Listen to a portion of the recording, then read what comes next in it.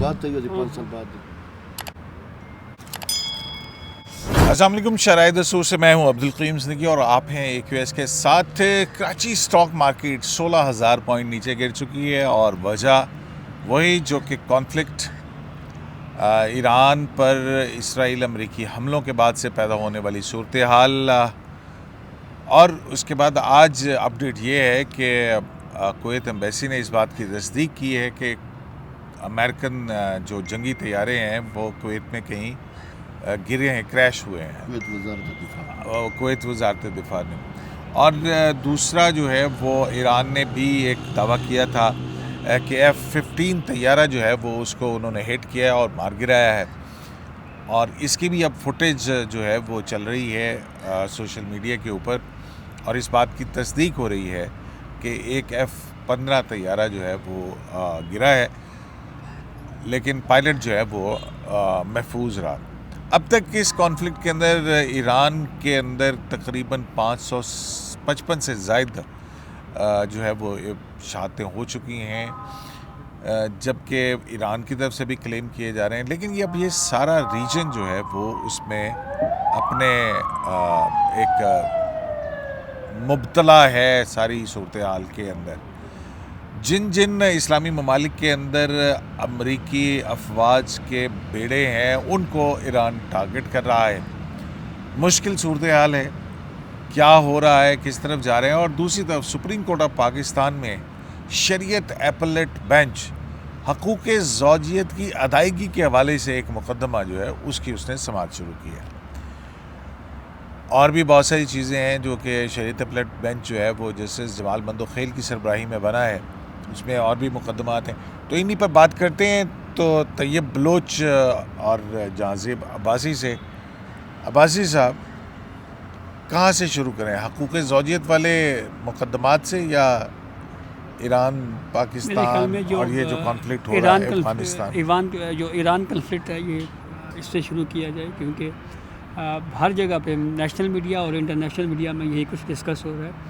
بلکہ اب تو ایک کچھ خبریں یہ بھی ہیں کہ اب جہاں پہ وہ کنفلکٹ ہے وہیں پہ جو انڈین ہیکرز ہیں ان کے ذریعے سے پاکستانی ٹی وی چینلز کو بھی ہیک کیا جا رہا ہے. بالکل. اور ہم نے بڑا بھرپور ٹکا کے جواب دیا ہے.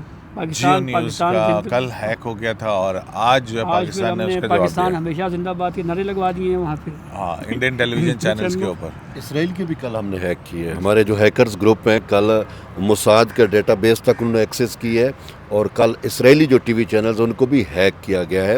کیونکہ پہلا یہی تھا کہ یہ بیسیکلی موساد اور را کی مشترکہ کوشش تھی، جو Pakistani T V channels hack کیے گئے اور جیو نیٹ ورکس اور یہ سارا کچھ. تو اس کی ریٹیلیشن کے طور پہ پہلے ہم نے اسرائیل کے کیے ہمارے ہیکرز گروپ نے، پھر اس کے بعد انڈیا کے کل کیے. مطلب یہ بھی ایک بڑا ہی، یہ دیکھیں جنگ کے اندر ایک نفسیاتی جنگ جو ہے نا وہ اس کا وارفیئر، اسی لیے کہتے ہیں کہ صرف اوتھینٹک خبریں جو ہیں وہ اوتھینٹک ذرائع سے ہونی چاہیے، کیونکہ جنگ کا ماحول جو ہے وہ بڑا ہی ایک ایسا ہوتا ہے جس میں افواہ بہت جلد جو ہے وہ گردش کرتی ہے. تو طیب بلوچ صاحب، کیا اس وقت ریجن کی کیا صورتحال ہے؟ ریجن کی صورتحال یہ ہے جو آپ نے افواہ کی بات کی، ہمارا ایک ہمسایہ ملک ہے ساتھ ہی، آج کل وہ افغانستان، کابل کو ڈکٹیشن ملتی ہے نیو دہلی سے. تو جب سے وہ ڈکٹیشن پہ آئے ہیں نا تو انہوں نے جیسے آپریشن سندور میں پراپیگنڈا کیا، وہ بھی پراپیگنڈا کر رہے ہیں. کل انہوں نے ہمارے نور ایئر بیس پہ بم پھینکے. کس نے؟ افغانستان، افغان ایئر فورس نے، جس کے پاس ایئر فورس ہی نہیں ہے. اس پہ تو یہی کہا جا سکتا ہے اچھا جی جس کے پاس ایئر فورس بھی نہیں ہے نا. تو مطلب یہ چیزیں بھی چل رہی ہیں. اور میں پہلے پاکستان اور افغانستان کی کنفلکٹ کی بات کروں کہ میں ملا ذبیح اللہ مجاہد ہے نا نام ان کا جو ترجمان ہے، اس کا ایک اسٹیٹمنٹ سن رہا تھا. وہ یہ کہتے ہیں کہ ہمارے پاس پاکستان جو ہے وہ ہمارے اسلحے کے ویپنز کے ڈپو تباہ کر رہا ہے. ہم نے جو نیٹو اور امریکہ کا ویپنز ہمارے پاس موجود، تو ہم نے پاکستان کے خلاف تو استعمال نہیں کیا. اور ساتھ ہی جو ہے وہ ایک خبر اور تھی جس کو میں کنیکٹ کر رہا ہوں کہ طالبان رجیم کی جانب سے اپنے فائٹرز کو یہ کہا گیا ہے کہ منیمم ویپنز یوز کیا جائے، ٹھیک ہے نا، اسلحہ کم سے کم استعمال کیا جائے.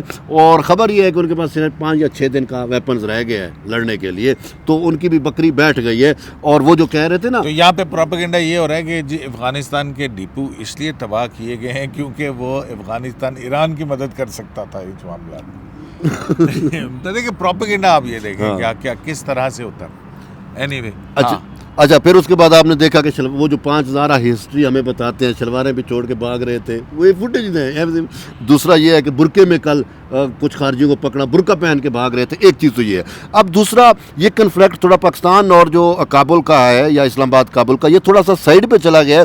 فوکس مین آ گیا ہے ایران اسرائیل کنفلکٹ. اور ایران اسرائیل کنفلکٹ کے اندر ایران اسرائیل امریکہ, ہاں امریکہ تو اس کے ساتھ ہے. یعنی کہ یہ ڈونلڈ ٹرمپ نے ابھی جو اسپیچ کی ہے اس کے اندر تو بڑی خوفناک صورتحال انہوں نے بیان کی ہے. مطلب دیکھیں آیت اللہ خامنائی جو ہے ان کی شہادت ہے. اچھا پھر اس کے بعد آرمی چیف اس کی شہادت ہے. پھر وہ کہتے ہیں کہ 1000 سے زیادہ مقامات کو ٹارگٹ کیا گیا ہے. صحیح بات ہے. بحری جہاز نیول ہیڈ کوارٹر تک.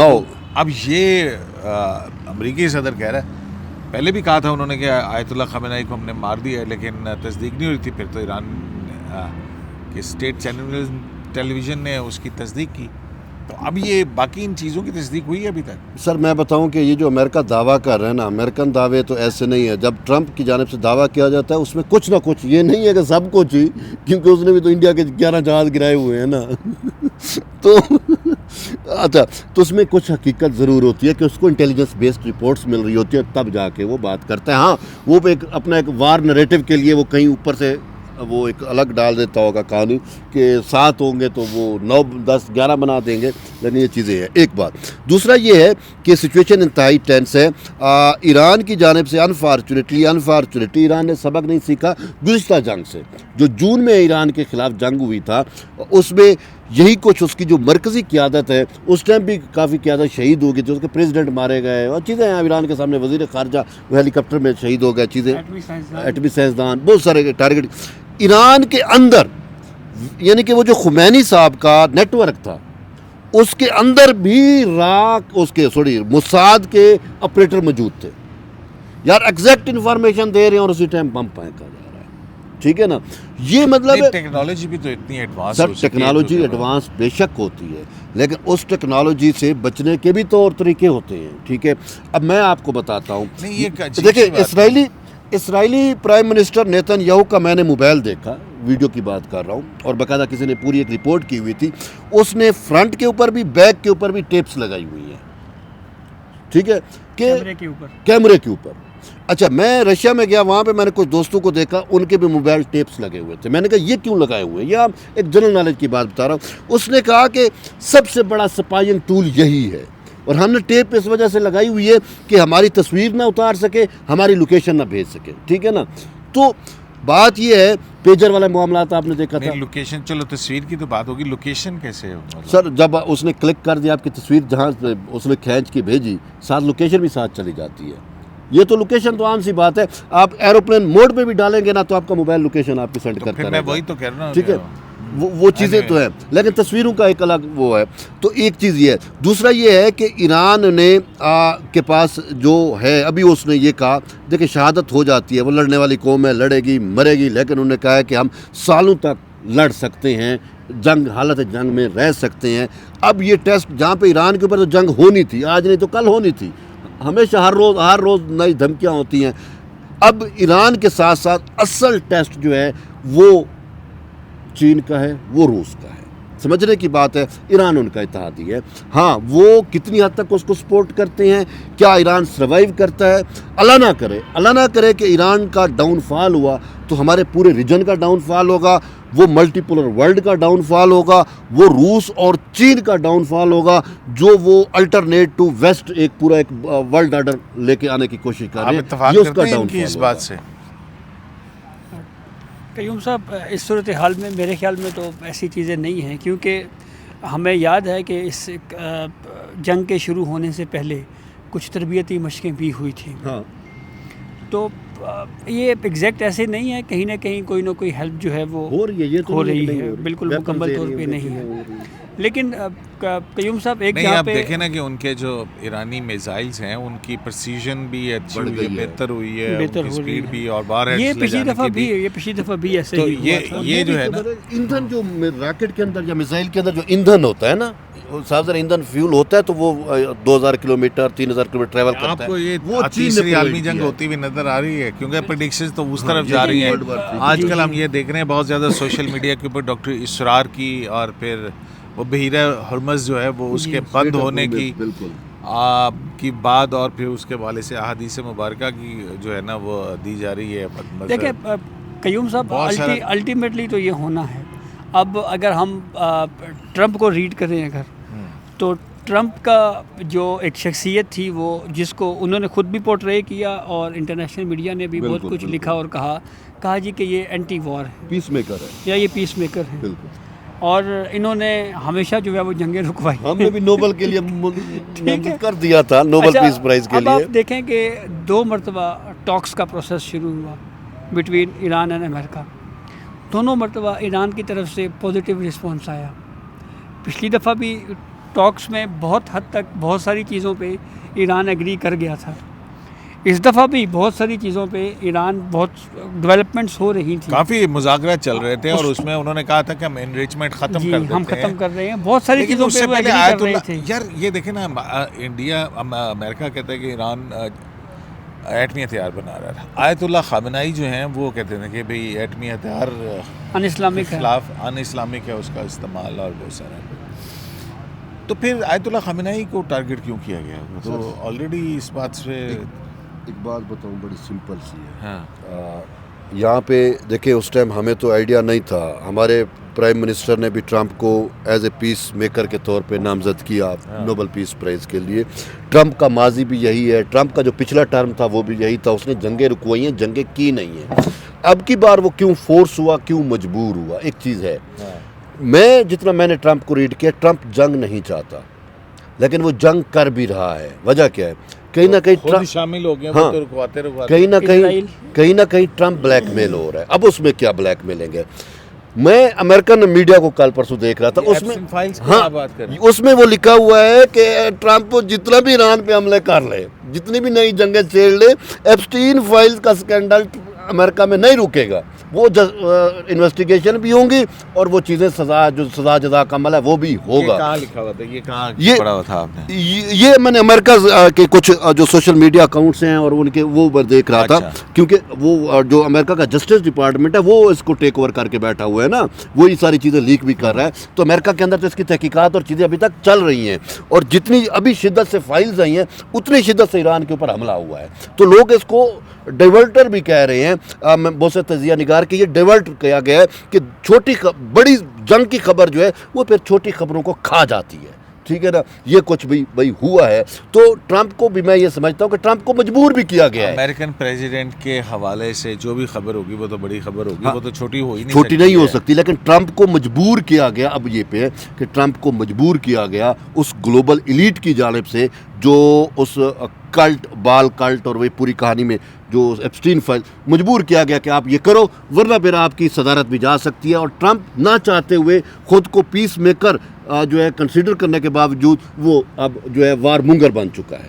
یہ میرا پوائنٹ یہ ہے کہ کہیں نہ کہیں پیچھے یہ ایپسٹین فائلز اور اس کا بلیک میلنگ ٹیکٹس موجود ہیں جو ٹرمپ کو اس کے اپنے آئیڈیاز کے برخلاف لے گئی ہے. نہیں دیکھیں وہ بات تو ٹھیک ہے, لیکن ایک پوری اسٹیبلشمنٹ ہوتی ہے, آپ نے فیصلے کرنے ہوتے ہیں, اس میں امریکن اسٹیبلشمنٹ ہمیشہ وار مونگرز رہی ہے. یہ تو ٹرمپ جو اینٹی وار تھا.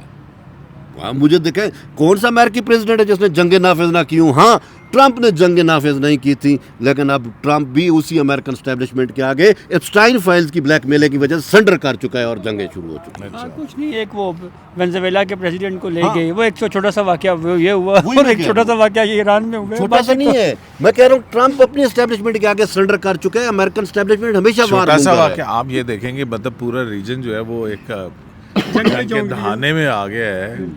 یہ ایسے تو نہیں ہے, ایسے نہیں ہے, یہ ایسے نہیں ہے. اور there must be something. اگلا نشانہ کون ہے؟ دیکھیں نشانہ تو پاکستان ہمیشہ رہا ہے نا, اگلا نشانہ آپ ڈھونڈیں کیا؟ ایران, عراق, شام, پھر اس کے بعد ایران اور یہ سارا ایک سابق اسرائیلی پرائم منسٹر کا ایک کلپ آج کل دوبارہ وائرل ہو رہا ہے جس میں انہوں نے کہا ہے کہ یہ عرب ممالک اور ان کی باتیں کرتے ہوئے انہوں نے کہا ہے کہ سعودی عرب جو انہوں نے نام لیا سعودی عرب، ترکیہ اور پاکستان، اور خصوصاً اس نے کہا کہ جو نیوکلیئر آرمڈ پاکستان ہے اور یہ سنی اسٹیٹ ہے یہ اور ترکی جو ہے ہمارے لیے بہت زیادہ خطرہ ہیں، اور انہوں نے کہا ہم نے ان پر نظر رکھی ہوئی ہے۔ سب سے اہم ترکی کو بھی میں نہیں مانتا، جو کھٹکتا ہے نا، کھٹکتا ہے دل یزداں میں، وہ جو ایک شعر بھی اقبال کا، کانٹے کی طرح، جو کانٹے کی طرح کھٹکتا ہے نا ان یہود و ہنود کو اور اس پوری ان کو، وہ ہے پاکستان اور پاکستان کا نیوکلیئر پروگرام۔ ایران تو ابھی نیوکلیئر بنائے نہ بنائے پاکستان کے پاس تو ہے، اور یہاں پہ انہی کا ایک گماشتہ جو آج کل اڈیالہ جیل میں پڑا ہوا ہے، وہ کہتا تھا میں پاکستان کو ڈی نیوکلیئرائز کر دوں گا، یعنی کہ وہ جو ہمارے بڑوں نے کہا تھا کہ ہم گھاس کھائیں گے، ایٹم بم بنائیں گے، اور انہوں نے پتھر رکھ کے پیٹوں پہ، ایک جنرل بات کر رہا ہوں، پتھر رکھ کے انہوں نے ایٹم بم بنایا۔ دیکھیں سعودی عرب کے بعد یہی بات ہے نا، تو یہ میں اس بات پہ بعض کا بہت حیرانی ہوتی ہے کہ ایران کے اندر جو ہے وہ وسائل کی کمی بھی نہیں تھی، زمین بھی بڑی ہے، سارا کچھ موجود ہے، لیکن وہ نہیں پروگریس کر سکا۔ بالکل، اس کی کیا وجہ؟ اور اب پھر یہ دیکھیں نا، وہ پروگریس بھی وہی نہیں کر سکے، ریاستیں اور پروگریس، اب مڈل ایسٹ کے اندر جو ہے امریکن اڈوں کی موجودگی یہی تھی نا، ہم سیکیورٹی فراہم کرتے ہیں، آپ اپنے انویسٹمنٹ کریں اور فلرش کریں۔ تو طاقتور جو ہے، اور طاقت کس سے آتی ہے؟ ملٹری پاور سے، آرگنائز ملٹری پاور اور ویپنری سے، ٹھیک ہے؟ تو ایران، باقی ملک جو ہیں، آپ کے اسلامی ملکوں کی بات کر رہا ہوں میں، ایک واحد پاکستان اس کے اندر ہے اسلامک ملک جس کے پاس نیوکلیئر پاور ہے۔ ہم نے سنت نبوی اور قرآن پہ عمل کیا، ہم نے تو اپنے گھوڑے تیار رکھے، بالکل، لیکن یہ باقی اسلامی دنیا کو کیا ہوا کہ وہ امریکہ اب ایران جو ہے وہ اسی لیے ٹارگٹ کر رہا ہے نا، تاکہ ایک یہ جو وہاں پہ موجود امریکی اڈے ہیں، اور وہاں سے پتہ نہیں اب آواز اٹھتی ہے یا نہیں اٹھتی ہے، ابھی تو حالات کچھ اور ہیں۔ امارات نے ایران سے سفارتی تعلقات منقطع کر لیے۔ اگر یہ ایمریٹس کے اندر تو یہودی بستیاں موجود ہیں، اس نے کیا تعلقات ختم کرنے ہیں۔ دوسری بات یہ ہے کہ اگر گلف میں سے اگر کوئی ریئیکٹ اگینسٹ ایران آتا ہے تو یہ بھی مسلم ڈیوائڈ ہی ہوئے نا جی، مسلمان تقسیم ہوگا۔ دوسری طرف قیوم صاحب ایک چیز یہ بھی کہی جا رہی تھی جی کہ یہ رجیم چینج والا ایشو ہے ایران کے اندر، تو وہ بھی چیزیں جو ہے وہ اس طرح سے نہیں ہوں گی، کیونکہ وہ جو مائنڈ سیٹ میں حمایت مزید بڑھ گئی ہے ادھر تو جی، وہ جو مائنڈ سیٹ تھا اینٹی خامنئی، وہ ایک تو نیکسٹ جنریشن میں بعض آگے چل کر ٹرانسفر نہیں ہوا۔ دوسری بات یہ ہے کہ اب اگر کوئی ڈائسنٹ ویو تھا بھی اگر، تو وہ کیونکہ ہم نے پاکستان کے اندر دیکھا، یہاں پہ پاکستان انڈیا کے مابین جب کلیش ہوا تو پوری قوم یونائٹ ہو گئی، تو ایگزیکٹلی وہاں پہ بھی اس وقت صورتحال ویسی ہی ہے۔ لیکن ہسٹری پہ بات کر رہے ہیں تو مسئلہ پھر یہ بھی رہا ہے کہ ایران کی جب کسی نے مدد کی تو مخبری بھی کی پھر آگے سے، تو یہ بھی کچھ مسئلے مسائل رہے اس طرح کے۔ لیکن بہرحال اس سب کے باوجود بھی یہ سلسلہ اگر اسی طرح چلتا ہے تو ایران تو پھر ٹھیک ہے، ایران کے پاس پہلے ہی کچھ نہیں تھا، لیکن اس سے لاس اسرائیل کو بھی بہت پہنچنا ہے اور امریکہ کو بھی بہت پہنچنا ہے۔ شاید یہ ان کی آخری جنگ ہو، یہ بھی ہو سکتا ہے۔ اور مڈل ایسٹ کو تو صاف ظاہر ہے کہ جو آج کل دیکھیں دبئی کی میں حالات بتا دوں، دبئی میں ایئرپورٹس بند ہیں، ہب تھا، پراپرٹی کا کام بھی بند ہو گیا، دبئی ٹرانزٹ ہب تھا نا، پراپرٹی کا کام بھی بند ہو گیا وہاں پہ، سر روڈیں سنسان ہو گئی ہیں، لوگ روڈوں پہ ہی نہیں نکل رہے نا، جہاں پہ ہیں وہ گھروں میں بیٹھ گئے یا ہوٹلوں میں بیٹھ گئے، پناہ لے گئے، کسی ٹائم پہ ایرانی میزائل بھی آ سکتا ہے نا، تو اس وجہ سے وہ دبئی تو چلتا ہی سی، اس کی جو 24 آور یہی رنگینیاں اور یہی لائف تھی، اب وہ لائف ہی اس کی نہیں رہی تو دبئی تو ڈاؤن فال میں آ جائے گا۔ ابھی وہ ایک خبر میں پڑھ رہا تھا کہ 75,000 برطانوی باشندے جو ہیں وہ وہاں پہ، کیونکہ وہ ظاہر نو فلائی زون ہے اور فلائٹس جو ہیں وہ ہوئی بھی ہیں، اس کی اکانومی دیکھیں نا، پھر وہی ابھی آپ کووڈ سے سروائیو نہیں کر پائے تھے، اب یہ جنگ، اور پھر اس کے بعد پیٹرول بھی مہنگا ہو گیا اور مزید مہنگا ہوگا جتنی وہ چلے گی، تو تباہی معاشی پتہ نہیں کیا ہونے جا رہا ہے یار۔ اتنی بڑی چیزیں ہو رہی ہیں اور سپریم کورٹ میں شریعت اپیلیٹ بینچ کیا کر رہا ہے؟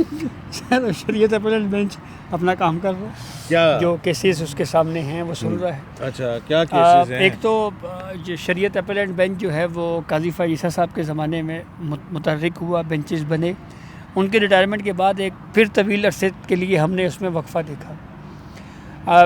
کچھ عرصہ پہلے بینچ بیٹھا، کچھ کیسز سنے، پھر ہم نے خاموشی دیکھی۔ اب پھر جسٹس جمال مندوخیل صاحب کی سربراہی میں 5 ممبر بینچ ہے، جس میں شاہد وحید صاحب بھی ہیں، جسٹس عرفان سعادت صاحب بھی ہیں، 2 عالم ججز ہیں۔ 1989 کے کوئی پرانے کیسز جو ہیں وہ فکس ہو رہے ہیں ہیئرنگ کے لیے۔ آج بھی 5 کیسز اس شریعت بینچ کے سامنے فکس تھے ہیئرنگ کے لیے۔ ایک کیس اس میں یہ تھا کہ کچھ تعزیرات پاکستان کے کچھ سیکشنز ہیں جس میں یہ اختیار دیا گیا تھا کہ جو سزا ہے اس کو کم کیا جا سکتا ہے، ہاں سزا معاف کرنے کا اختیار، معاف کرنے کا بھی۔ اچھا یہ پارڈن ہے وہ الگ ہے، وہ کیونکہ وہ تو کانسٹیٹیوشن، total جی معافی وہ ہے۔ تو کانسٹیٹیوشن میں ایک وہ ہے نا، تو یہ لاء کے حوالے سے تھا۔ تو اس پہ کورٹ نے کچھ سوالات اٹھائے ہیں کہ ایک شخص جو وکٹم ہے وہ انصاف لینے کے لیے جاتا ہے تو پتہ لگے کوئی سرکاری افسر یا حکومت جو ہے اس نے کیس ہی ختم کر دیا، تو یہ تو اسلام کے ہی خلاف ہے۔ شریعت کورٹ نے 1989 میں یہ فیصلہ دیا تھا کہ یہ جو سزا معافی کا جو یہ کنسیپٹ ہے یا جو قانون ہے یہ شریعت کے خلاف ہے۔ اس فیصلے کے خلاف فیڈریشن نے سپریم کورٹ میں فائل کیا ہوا اپیل ہے۔ آئی تھی، سسپینڈ جی پڑا تھا، ٹھیک تو ہے۔ اب یہ اس پہ ڈیٹ پڑی ہے عید کے بعد، 1 ویک آف اپریل، اور نوٹسز ہوئے پروونسز کو بھی اور فیڈریشن کو بھی۔ حق زوجیت کے حوالے سے جو آپ نے انٹرو میں بتایا، یہ سوال بہت اہم ہے اور یہ بنیادی طور کے اوپر مینٹیننس کا کیس ہے کہ اگر ایک خاتون جو ہے وہ ایک شوہر کے ساتھ نہیں رہنا چاہتی تو کیا عدالت جو ہے وہ یہ اگر آرڈر اس کے ساتھ کو حکم دے کہ اس کے ساتھ اس رہو، کے ساتھ رہو، ہاں تو کیا یہ اسلام کے اگینسٹ ہے یا نہیں ہے؟ اس پہ جیسے شاہد وحید صاحب نے ایک کوشچن اٹھایا، انہوں نے ایک اور جو قانون حال ہی میں آیا ہے کہ خاتون ایک بیوی کی، پہلی بیوی کی اجازت کے بغیر دوسری سے شادی نہیں ہو، دوسرا نکاح نہیں کیا جا سکتا۔ اس پس منظر میں جیسے شاہد وحید صاحب نے پوچھا کہ فرض کریں پہلی بیوی روٹ کے گھر بیٹھ جائے اور یہ کہے گی کہ میں نے شوہر کے ساتھ رہنا بھی نہیں ہے اور دوسرے نکاح کی اجازت بھی نہ دے تو کیا ہوگا؟ تو یہ کچھ کوشچنز ایسے ہیں، یہ جیسے شاہد وحید نے پوچھا، شاہد وحید صاحب نے اچھا پوچھا۔ تو یہ بڑے میرے پاس یہ بہت اہم ہے، یہ بہت بڑے جی جی دیکھیں نا، میں یہ جو ہے اس کے جمال مندوخیل صاحب کی سربراہی میں، اور سپریم کورٹ نے وفاقی حکومتوں کو اس پہ نوٹس بھی جاری کر دیا۔ اب جیسے جمال مندوخیل کا سوال کہ کیا عدالت خاتون کو زبردستی شوہر کے پاس بھجوا سکتی ہے؟ حقوق زوجیت بحالی کیس کے لیے کے حوالے سے عدالت کا اختیار کس حد تک ہے؟ بالکل صحیح ہے۔ نکاح ایک معاہدہ جب تک برقرار رہے فریقین عمل درآمد کے پابند ہوتے ہیں۔ ایڈیشنل اٹارنی جنرل، خاتون شوہر کے پاس نہ جانا چاہے عدالت کیسے مجبور کر سکتی؟ جمال مندوخیل، بڑا سوال ہے، صحیح گل ہے۔ خاتون عدالتی فیصلہ نہ مانے تو کیا اسے گرفتار کیا جائے گا؟ جیسے جمال مندوخیل، ضابطہ دیوانی کے مطابق تو خاتون کی جائیداد ضبط ہو سکتی ہے اور گرفتاری بھی، جسٹس شاہد وحید۔ اصل سوال یہ ہے کہ جائیداد ضبطگی یا گرفتاری شرعی طور پر درست ہوگی یا نہیں؟ کیونکہ جسٹس یہ شاہد وحید۔ شریعت اپیلیٹ بینچ ہے۔ پھر وہ جیسے عرفان سعادت کہتے ہیں کہ عدالت کسی خاتون کو حقوق زوجیت کی ادائیگی پر کیسے مجبور کر سکتی ہے؟ کیا خاتون کو شوہر کے ساتھ رہنے پر مجبور کیا جا سکتا ہے؟ جسٹس عرفان سعادت خان، خاتون شوہر کے ساتھ نہ رہنا چاہے تو خلا لے سکتی ہے additional attorney general. Additional attorney general, اور پھر جناب یہی اگر ضد میں خاتون کہے کہ شوہر کے ساتھ جانا بھی نہیں اور خلا بھی نہیں لینی تو کیا ہوگا؟ جیسے جمال مندوخیل، شوہر بھی ضد کر سکتا ہے نہ ساتھ رکھوں گا نہ طلاق دوں گا، جیسے جمال مندوخیل۔ اور اگر اہلیہ یہ کہہ دے کہ شوہر کے ساتھ بھی نہیں رہنا، اپنے گھر بھی نہیں رہنا ہے اور دوسری شادی کی بھی اجازت نہیں دینی تو کیا ہوگا؟ تو جناب ڈپٹی اٹارنی جنرل جو ہیں وہ اس معاملے میں کافی پھنسے ہوئے ہیں۔ بڑے اہم سوال ہیں، سوال روزمرہ کے ہیں لیکن بڑے تمہیں تو بہت اہم لگیں گے یار اچھا چلو ٹھیک ہے جناب۔ وہ سر وہ ایک بڑا مشہور ایک محاورہ بھی ہے نا، وہ ایک واقعہ ہے، کہتے ہیں جی کہ کیا ہوا جی، جنگ لگ پڑی۔ اس نے کہا جی ہماری عدالتیں انصاف دے رہی ہیں۔ انہوں نے کہا ہاں جی کیسز چل رہے ہیں، انصاف ہو رہا ہے۔ उन्होंने कहा बस ठीक है कुछ नहीं होगा फिर। विंस्टन चर्चिल से ये इसका मशहूर वो किया जाता, लेकिन इसकी कोई तारीखी जो है ना कोई कंट्रोवर्सी है, ये मुतनाज़ा है ये सारी। उधर जंग लगी हुई है तो सुप्रीम कोर्ट केसेस तो सुन रही है ना सर। नहीं वो तो जाहिर है, वो तो जब अफगानिस्तान और पाकिस्तान की ईरान और पाकिस्तान इंडिया की हुई थी तो उस वक्त भी मतलब अदालती निज़ाम तो चलता ही रहता है, मुल्क का निज़ाम इंतज़ाम तो नहीं रुकता है ना। वो बहरहाल उसके बाद जो तो ये वो जो अमेरिकन एम्बेसी के ऊपर हुआ और फिर उसके बाद 9 लोग मारे गए कराची के अंदर, तो उस पे यार बड़ा अंदोनाक वाक़या है ये। लेकिन अब वो उस पर फुटेजेस आ रही हैं, कोई फायरिंग की भी कहीं से की जा रही है, कोई इंक्वायरी का तो सर बहुत अंदोनाक है। देखें इंक्वायरी हो या जो भी हो, बात ये है कि ये जो प्रोटेस्टर्स हैं, मेरा इनसे भी सवाल है, देखें इत्तेहाद और सब्र से काम लेना चाहिए। सबसे बड़ी बात है जो उनके दिल पे गुजरी है, शायद हमारे दिल पे भी वही गुजर रही हो।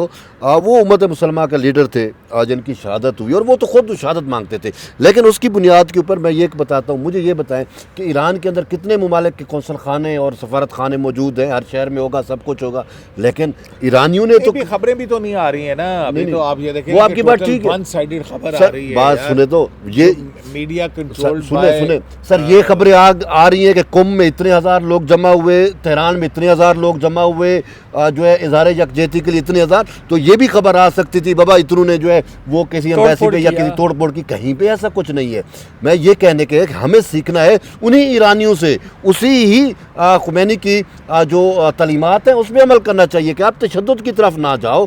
आप जो है यहाँ पे क्या हुआ, कराची में जो कुछ हुआ, बात यह है कि अमेरिकन मरीन ने अंदर से गोलियां चलाई, लेकिन कब चलाई कि जब ये दीवारें फलांग के हदूद क्रॉस करके, लिमिटेशन क्रॉस करके अंदर इंटर हो चुके थे, तो उन्होंने अपने तहफ़्फ़ुज़ के लिए चलाई होंगी। वो भी अंदोनाक है, मैं उसको जस्टिफाई नहीं कर रहा, लेकिन बात यह है कि आप एहतजाज करो, पीसफुल एहतजाज आपका हक है, लेकिन अमन आमा को आपको नुकसान नहीं पहुँचाना चाहिए। ये आपकी रियासत है, मेरी रियासत है। दूसरा सबसे बड़ी बात यह है कि पाकिस्तान के खिलाफ, आप पाकिस्तान तो वो है जिसको तशक्कुर पाकिस्तान के नारे लगा रहे हैं ईरानी, और आप जो है यहाँ पे अपने मुल्क में जो है वो प्रोटेस्ट के नाम पे कोई इंतशार कर जाओ या इस्तेमाल हो जाओ, और ऐसे वक्त में जब ऐसे वक्त में दुश्मन लगाए बैठा है। और यहाँ पे अभी भी एक तबका हमारे तबका मौजूद है, तबका एक ऐसा मौजूद है जो ये बार बार प्रोपेगेंडा कर रहे हैं कि पाकिस्तान जो है वो ईरान से के साथ खिलाफ इस्तेमाल हो रहा है या कुछ ऐसा है कि ताकि इन दो बरादर इस्लामी ममालिक के दरमियान जो है वो यहूदी फितरों और रखना डाला जा सके। ये जाहिर है इसी तरह की है ना। देखिए ना, बात ये नहीं है, नहीं एक अपने इदारों के ऊपर और अपनी क़यादत के ऊपर एतमाद को कम करना।